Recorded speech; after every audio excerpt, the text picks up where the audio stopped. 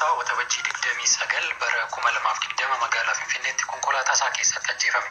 Namoonni afur ajjeechaa isaan shakkamanii to'annoo jala oolan himannaan irratti baname baatilee 9 ol darbaniif dhimmi isaanii mana murtiin ilaalamaa jira. Himatamtoota afran keessaa himatamtuu afuraffaa kan taate Laamroot Kamaal bilisaan akka gadhiifamtu manni murtii ajajeera. Himatamaa sadaffaa Abdii Alamaayyoo kallattiin ajjechaa Haacaaluu keessaa harka qabaachuu ragaan agarsiisu hin jiru kan jedhe manni murtii yakka argee poolisiif gabaasuu dhabuun akka himatamu kanas wabiin bahee dhimma isaa akka hordofu murteesseera. Himatamaa tokkoffaa Xilaawun Yaamee itti yaada yakkicha raawwachuu, himatamaa lammaffaa Kabbada Gammachuu ammoo rukunnee haasofnu jechuun himatamaa tokkoffaa tumsuusaa ragaa gahaan argameera jedhe manni murtii. Maatiin Haacaaluu Hundeessaa callisa isaanii baatii 9 olii cabsuun dhimma qorannaa yakkaa fi adeemsa mana murtii irratti yaada qaban dubbataniiru. Obboleessi Quxisuu Haacaaluu Sisaay Hundeessaa addatti BBC waliin gaaffiif deebii godheera. Baay'ee galatoomii jalqabaa adeemsi mana murtii dhimma ajjechaa Haacaaluu laallatu amma ji'a 9 gara ji'a 10 akka itti deemaa jiru quba qabnaa. Gabaabumatti adeemsa amma yoonaa ture maayinni maatiin akkamitti hordofaa ture waan jedhu natti. Hayyee galatoomi. Egaa erga gaafa ni wareegameeti kaasee waa dubbachuudhaaf maatiin of qusatee ture.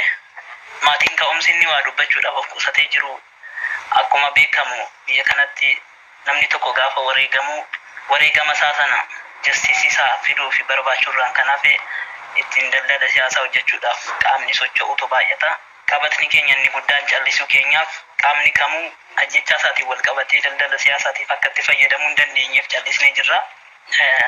Jalqabumarraa garuu qabiyyeen nuti qabnuu fi ilaalchi nuti qabnu dhimmi isaa qaama sadaffaa qaama qulqulluu ta'e qaama sadaffaa qaama dhimma kana keessaa quba harka hin qabaanne akka nuuf laallamu fedhii akkasiidha qabna. Haa ta'uyyuu malee qaamni biyya bulchuu abbaa alangootaaf jalatti qabuun heddasii miidiyaa irratti babba'ee warreen yakka kana raawwatan harkatti galfanneerraa yakki kun qaama eebeluu jedhamuun raawwatame akkasii maaloo jedhanii akkuma sila yaadatamu yeroo sanatti guyyaatti 2-3 ibsa laachaa turanii kuni wannuma barameedha. Ho'a siyaasaa fi tapha siyaasaati kuni maatiin kana sirriitti hubatee beekaa. Yeroo maaf callisee yoo ta'e ammas irra deebi'ee kan sitti himuu danda'u tapha siyaasaatiif itti fayyadamu qaamni kamuu akka hin dandeenye jala murree waan nuti amanneefi. Kan biraa ji'a 9 kana keessatti akkam ture yoo naan jette jalqabumarraa naannoo amma mana murtii olaanaa Lidataa kanatti darbuu isaaniitiin dura bakka Araadaa Middib Chiloot naannoo Piyaasaa Giyoorgis jedhamu sanatti jecha isaanii harkaa fudhachaa fi dhiyeessaa turanii. Yeroo isaan illee achitti dhiyeessan nuti Amboo turre yaa boo'icharraas hin kaane waan ta'eef Amboorraa deddeebi'eetiin naannoo Piyaasaa Araadaa Middib Chiloot jedhamu sana dhaqaa ture. Achillee gaafa damnu ganamaan sa'aatii 11 manaa baheen naannoo sa'aatii 1tti Finfinnee gaheetiin bakka jedhame sana dhaabadhaa. Gaafa naan achi qaqqabu waan akka isaan hin dhiyaanne waan akkasii waan daa'imni waggaa 2-3 hin hubanne waan ishiin fudhataman kennineef kanaan irratti raawwachuudhaaf yaadu galchanii daddachi jalqabame ba'ii daddachiin jalqabamne isaanis hin dhufne nun jedhu dirqamumaan dirqisiifnee daddacha gallee carraan ittiin hordofuu dandeenye illee hin jijjira. Waa hedduudha kan dubbachuu danda'amu ji'a 9 kana keessatti wanni maqaa isaatiin deemaa jiru wanna hedduu yoo ta'e illee ammaaf waa'eedhuma qabiyyee mana murtii kanaa haasa'uudha barbaada jechuudha. Hayyee tole. Itti deebina waan qabiyyee mana murtii haasofna amma tokko kan naaf kaaftee dhimma kana qaamni sadaffaa qaamni walaba ta'e akka ilaalu maatiin hin barbaada. Kanaan jette kana qaamni mootummaa itti dhiyeessitan jira qaamni mootummaa itti himtan jira. Qaamni mootummaa kana itti himnu miti fakkeenyaaf ani guyyaa ajjechaa sanaan mana hidhaan ture.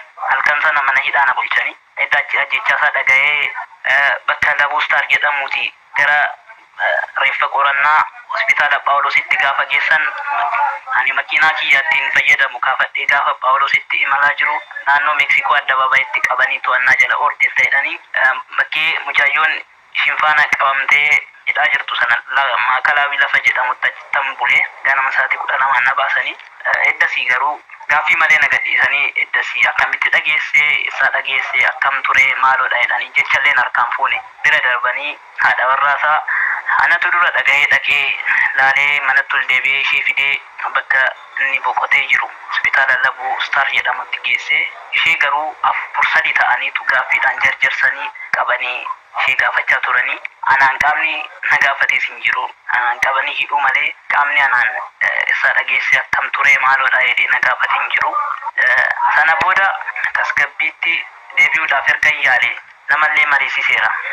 Abokaatoo mataa keenya dhaabbanneetu falmachuu barbaadna. Abbaan alangaa mootummaadhaan nu dhaabatu nuuf barbaachisaa miti. Firri isaa homtuu hin jiru biyya kana keessatti. Inni dhugaa isaatiif wareegame malee dhaabaaf miti kan wareegame. Dhaaba siyaasaa tokkoof miti.